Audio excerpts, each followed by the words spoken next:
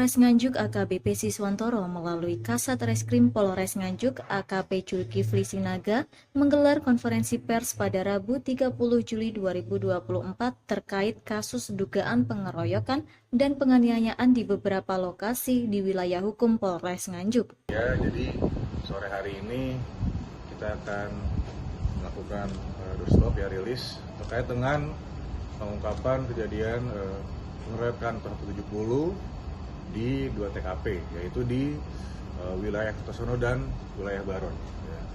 Pertama-tama perlu saya jelaskan, awal mulanya itu pada hari Jumat ya, di wilayah Kertosono itu ada kegiatan orkes ya, di mana laporan dari Pak Polsek itu awalnya elektron, namun ternyata ya jadi ada kegiatan orkes. Nah, bubaran kegiatan orkes itu sekitar jam 16.30 atau mungkin jam 5 sore, beberapa pemuda yang dari kegiatan orkes tersebut bubaran dari kita itu melakukan konvoy ya.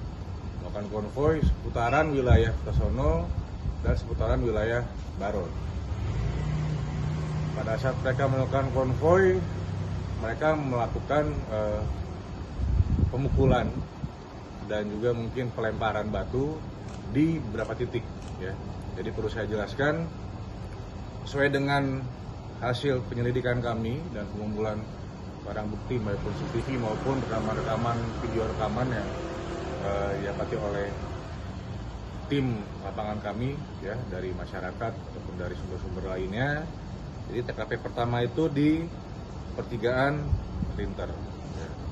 Dari pertigaan Klinter, di situ ada terjadi pelemparan, namun untuk korbannya nihil.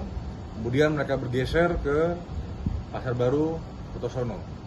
Di sana juga ada pelemparan juga, namun tidak ada korban di sana. Dari Pasar Baru Kertosono, rombongan bergeser ke Lembang Kuning ya, Lambang Kuning itu di wilayah, masih di wilayah Kertosono juga.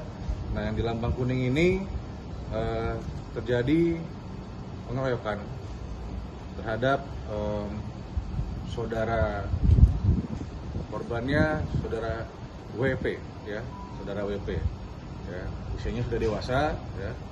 Kemudian digeser dari Lembang Kuning ke Jembatan Kemadu ya. Untuk di Jembatan Kemadu ini juga mereka melakukan pelemparan dan pemukulan, termasuk juga pengerusakan sepeda motor ya. Untuk korbannya sendiri inisial DA ya, untuk yang di Jembatan Kemadu. Bergeser dari Jembatan Kemadu ke arah barat Jembatan Kemadu, kemudian setelah dari barat Jembatan Kemadu itu mereka bubarkan diri. Untuk korban sendiri ya, yang sudah melapor dan sudah dilaksanakan pemeriksaan ada 2 ya. Luka-lukanya ada luka di pelipis dahi, kemudian ada yang luka di kaki sebelah kanan, kemudian ada yang motornya dirusak dan kunci motornya diambil kemudian dilempar, seperti itu. Kemudian untuk setelah kejadian, saya langsung gerakan Osnal, koordinasi dengan Baron dan Kertosono, tim dari Polres pun bergerak. Kami lakukan konsolidasi, pengumpulan bukti-bukti, rekaman CCTV dan full bucket dengan tim lapangan lainnya, sehingga kita mendapatkan gambaran yang kami duga melakukan penggerakan tersebut. Sekitar dari mulai jam 4 subuh sampai dengan jam 10 pagi ya, jam 4 subuh sampai jam 10 pagi di hari Sabtunya ya, belum sampai 24 jam, kami sudah berhasil mengamankan 10 orang ya. Ada anak-anak 8 dan 2 dewasa. 2 dewasa yang kita curigai sebagai pelaku. Kita laksanakan pemeriksaan intensif ya. Semua kasus ditarik ke Polres. Dari 10 yang kita amankan ini, yang kita tetapkan sebagai tersangka ya, yang kita sudah lakukan penahanan. Untuk yang TKP di Lambang Kuning ya, Lambang Kuning Kertosono, itu 2 ya. Saudara DRS ya. DRS umurnya kelahiran 2008, berarti berapa tahun ya? Masih 16 tahun ya DRS. Kemudian yang kedua saudari MIS, ya, saudara MIS, umurnya sama juga, ya, umurnya 16 tahun juga, ya. Untuk perannya masing-masing, baik saudara DRS maupun saudara MIS, ya, ini mengambil batu dan melakukan pelemparan terhadap korban dan juga motornya. Kita tetapkan tersangka di sini, ya. Ada 4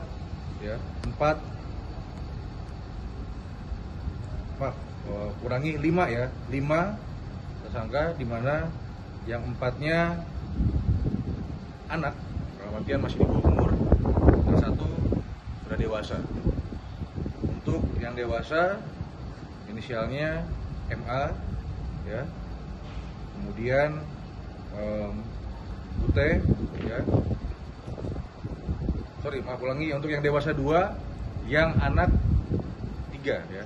Untuk yang dewasa saya ulangi lagi tadi, inisialnya MA, ya, kelahiran 2003, kemudian UT kelahiran 98. Kemudian untuk yang anak, ya, inisial AA 16 tahun, kemudian GA 17 tahun, dan DRS, ya, usianya 15 tahun.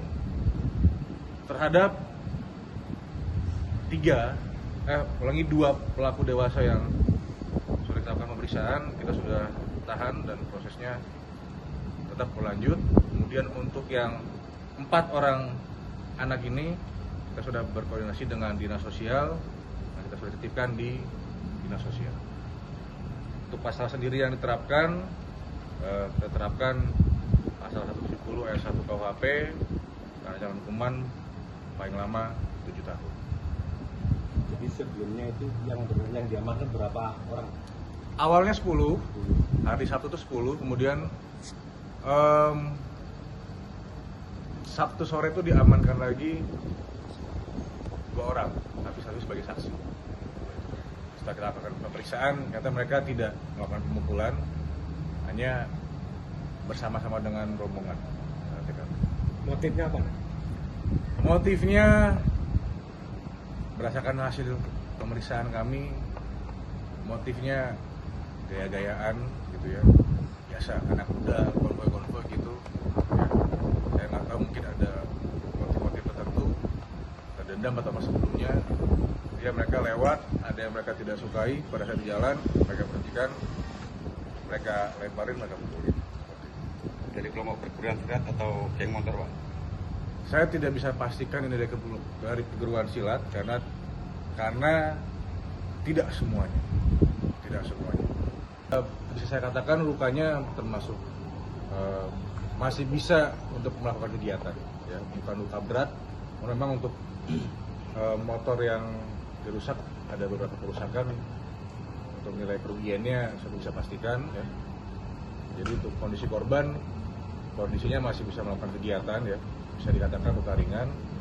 Untuk kendaraan ada sedikit kerusakan, ya, tapi masih bukan kerusakan yang fatal. Himbauan untuk warga. Oke? Apanya? Ancamannya maksimal 7 tahun. Ya, untuk yang anak nanti kita ikuti prosedurnya, nanti di versi atau seperti apa, nanti perkembangannya dia lewat bukan PPA. Kasat Reskrim Polres Nganjuk juga menghimbau masyarakat, terutama anak muda, untuk menghindari kegiatan yang merugikan diri sendiri dan orang lain. Himbauan dan untuk warga. Himbauan, ya.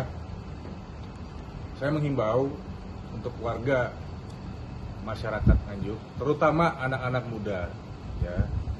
Hindari kegiatan-kegiatan yang bisa merugikan diri kalian sendiri, ya. Konvoi, ya, membawa atribut-atribut tertentu, ya, kemudian geber-geberan di jalan, melakukan pemukulan, tolong hindari kegiatan tersebut karena itu merugikan diri Anda sendiri. Tidak ada nilai plusnya. Ya, pengakuan hanya dari kalangan Anda sendiri. Tapi kedepannya tidak ada nilai plusnya untuk Anda semua, adik-adik, bisa dikatakan adik-adik kami di Nganjuk ini. Ya, jadilah anak muda yang berjiwa sejati, ya, yang berjiwa Pancasila, ya, yang berjiwa nasionalis, yang bermanfaat bagi masyarakat, bagi daerah kalian sendiri, dan tidak merugikan orang lain.